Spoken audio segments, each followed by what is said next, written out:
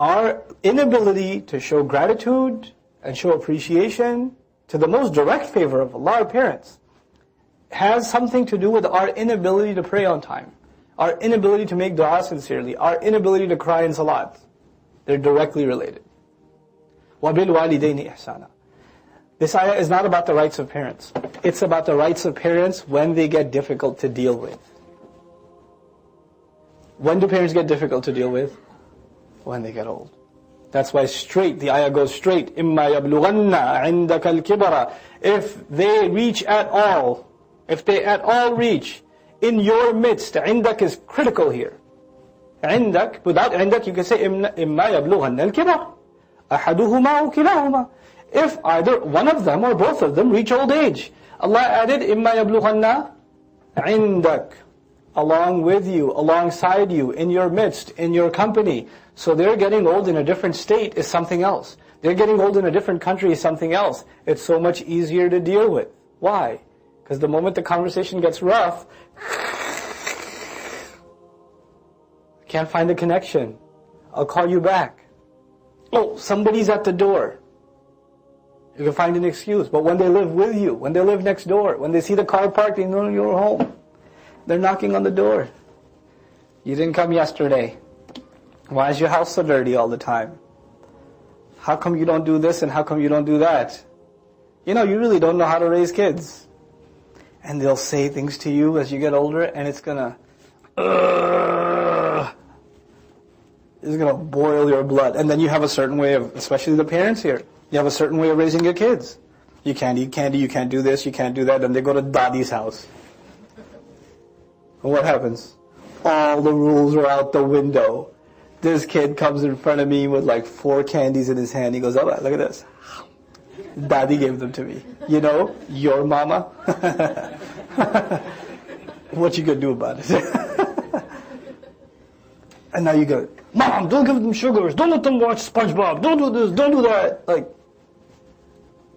when you're around them, especially when they reach old age, and by the way, when they reach old age, they try to do the things that will press your buttons the most. They get really good at that. Sometimes they can do it on autopilot. They don't even have to think about it. They have the best lines pre-packaged just to get right under your skin. أَحَدُهُمَا أَوْ كِلَاهُمَا. And the way your dad does it is different, and the way your mom does it is different. If your mom's in a bad mood, watch out. Your dad's always in a bad mood. But if your mom's in a bad mood, she can say some rough stuff. Whew. And even dad just goes the other way. He just goes for a walk or something. Like, I can't deal with this one. Or the worst is if he tag teams in with your mom. Your mother's right. Listen to your mother. Whatever she said, I didn't hear it, but you listen. Now, in the face of all of that, especially when they reach old age, you know what happens? The other thing is with you and me, we are becoming more and more independent at an earlier age. That's again a byproduct of individualism, right? We want to be up by ourselves. We want to have our own room. We want to have our own friends. My brother's not invited in my friends group. My sisters can't be. No, these are my friends. You go away. This is my room. These are my toys. This is my computer. This is my iPod. You shouldn't touch it. There's this really closing off yourself from everybody else kind of thing, right? And the first people kids start to shut off is who? Parents. Friends start replacing parents. And then the more you don't talk to your parents, the more you start thinking they don't get you. They don't understand you. Whose fault is that? You could say it's both ways, but I'm telling you, as children get older, and you and I as we get older, we stop talking to our parents. Under the assumption they just won't understand. And you know what happens then? They see it as disrespect. He never talks to me. He doesn't think I'm worth anything. He thinks he understands everything, I don't know anything. And so now I don't talk to him and I don't talk to her, and they're frustrated. And then when I do talk to them after a while, they've been building that frustration in their head for some time. They've been thinking in their head, I used to change your diapers and now you're going to tell me how to live life? Who do you think you are? What happened to you? I used to carry you on my shoulder and lose my sleep all night. I took you to doctors. You used to kick me in your sleep, and I still used to pat you down to sleep. Now you're going to tell me? You're going to deal with me in this way? All that frustration's built, so when you go to visit them after a month, what happens? Kablui. All of it comes out in one shot. And then you're like, I'm just trying to be nice. I thought I'd give you a visit. And you just slam the door and you walk out. SubhanAllah. That's modern Islam for you. You know? We have to fix our relationships with our parents.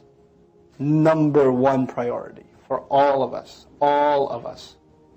Especially the married folks. Because it takes an effort to make the time. It takes an effort to make the time to call, to make the time to visit, to take the time away from other obligations, to not get into the family politics. Oh, you're going to your mother? When are you going to be back? What'd she say about me?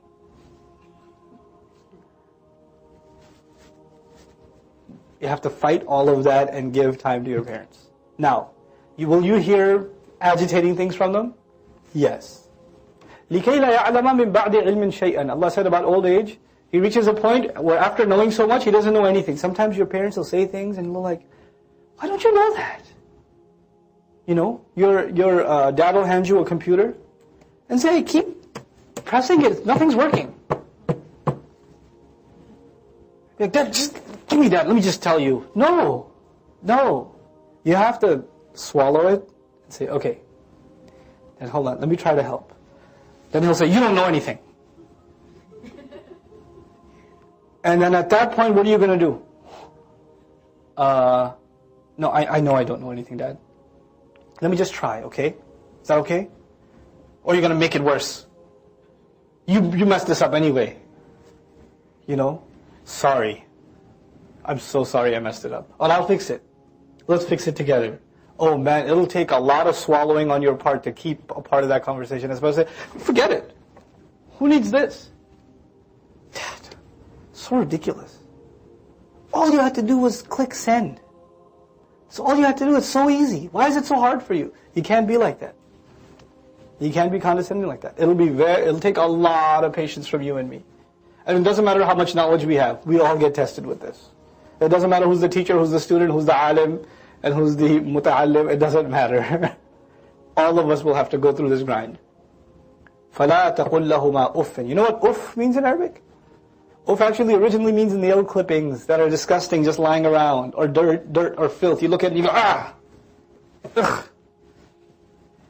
And then uff got coined as an expression of frustration, an expression of disgust, an expression of dislike. And it's just stuck in jar. It's just stuck in uffin. Uffin lakum. Oh God, you people. That?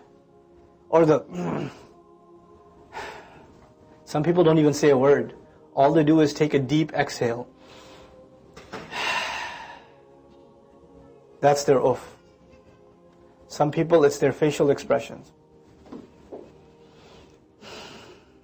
That's uff. Don't express disgust, frustration, anger, dislike at them. Don't do it. وَلَا تَنْهَرْهُمَا. You know what nahar is, right? Nahar and anhar. What's nahar? River.